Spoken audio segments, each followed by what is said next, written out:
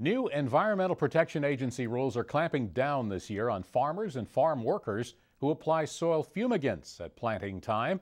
The Monitor's Rick Treptow reports it'll be costly and will actually overprotect workers.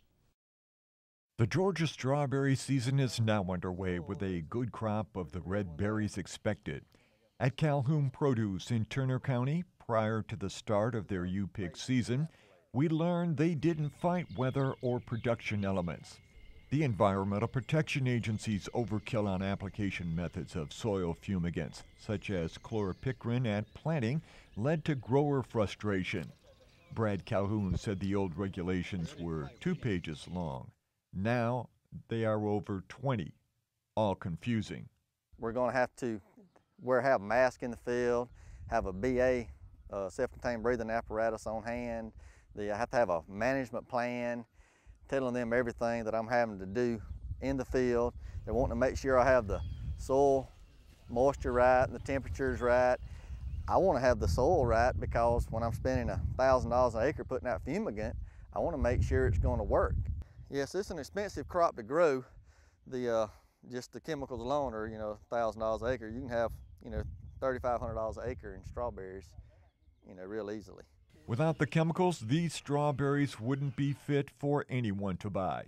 I've never had a problem putting out the chemical before, as long as you follow, label guidelines and just use common sense is the main thing you need to do with it. But I have not had a problem so far. Good.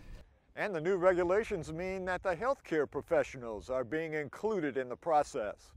EPA wants respirators on anyone spraying certain soil fumigants like chlorpicrin.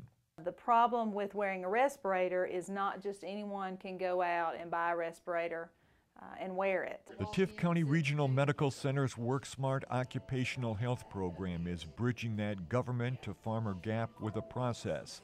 We used one of their staffers to go through it. First, an OSHA-approved questionnaire is filled out. Other vitals are taken of the patients. Some at risk go to a pulmonary function test. You can inhale all the air you can, blast it out. Blow, blow, blow, blow, blow. Keep on your mask. Then the actual fit test is done. The respirator goes on, the straps are tightened, a hood is placed over the individual with a solution applied at the breathing point. If the worker doesn't smell or taste it, they're approved. Each individual handler has to have their own mask because it has to be fit tested to them specifically so that they are protected, that there's not any leakage. We can make sure that it is completely fit to them so that they have the most protection. The idea is safety at all costs. The basic charges are $15 for the questionnaire and $25 for the fit test. Less than 10% are not approved. Most people do make it through. The people that may not make it through are going to be typically your long-term smokers that also suffer from uncontrolled hypertension or other medical issues that either they're unaware of or they're not maintaining. The Georgia Department of Agriculture will enforce these federal regulations. The Georgia Farm Bureau sent a letter to Commissioner Black backing the strawberry growers and the research that could lessen or eliminate the EPA regulations. I'm Rick Treptow for the Georgia Farm Monitor.